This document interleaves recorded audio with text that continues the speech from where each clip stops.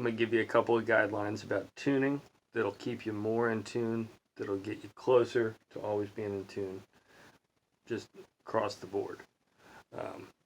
Guitar is a tricky instrument because there's all kinds of things you have to dial in. You do want to first start with getting your guitar set up where at least you know somebody has told you that all of your fretting situations will be as in tune as that guitar can, possibly be made to be. But the big thing that is kind of in your control that I don't feel like I hear a lot of people mention or teach people is that here, I'm going to clip this on so you can see this. So this note, this E, is flat. You always want to tune up to the pitch that you're trying to get in tune. So we're going to tune up to the E.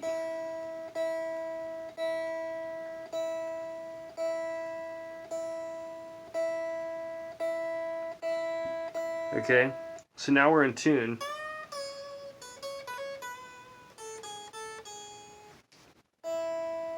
Still in tune. If it's sharp, so here that's sharp. If it's sharp and we tune down to the note,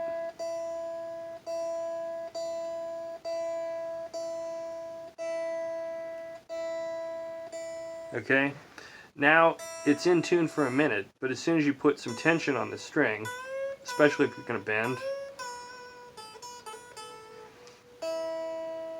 now that note is flat.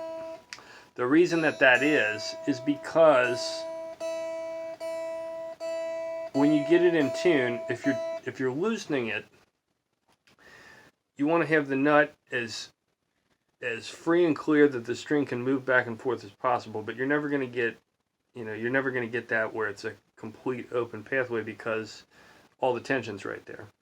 So if you loosen the string down to that, you have to kind of visualize that there's this little bit of tension still back here behind the nut, and as soon as you put some tension on the string, especially if you bend it, you're going to pull the string this way, and then the new pitch is going to be flat of what you wanted it to be. So you always tune up to the note.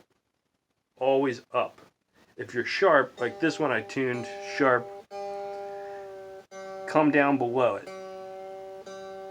Make sure you get all the slack out of there.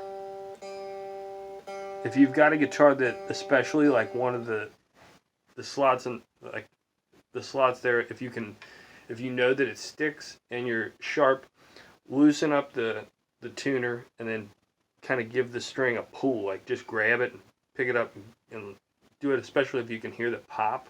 Do that and then tune back up. You're going to be so much more in tune overall if you tune up to the pitch. Then the other thing that I always do, and this is a habit from starting out on a guitar like this, a Stratocaster that has a tremolo on it, a spring, a pivoting bridge, is that to kind of give and take, like with, the springs kind of settling in as you tune. I go from the outside strings first, and I go from outside into the middle. So E to E to B to A. See, that one's a little sharp. It's kind of hard to read this thing on my phone. And then that one, then we got the D and G. So now you're good and in tune. The other one thing that you want to make sure you're doing, if it's a strobe tuner, if it's a snark tuner, if it's if it's a pedal, like whatever, you gotta give the tuner itself a second to react to what's going on. Don't do that shit.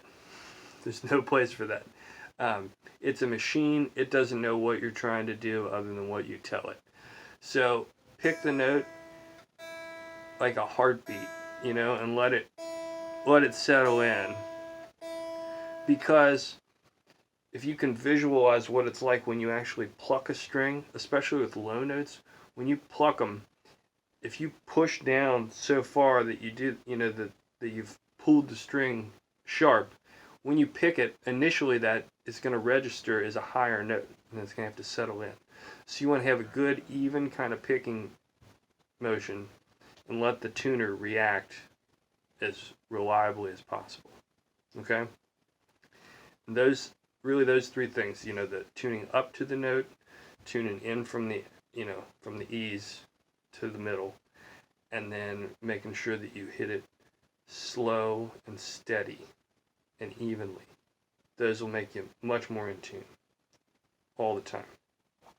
And then, check it every few songs if you can, or as often as you can. And then the one really big thing that you do have to remember on top of those three things is when you're done tuning, you unclip this silly looking nonsense and you take it off the end of the guitar. It looks hideous.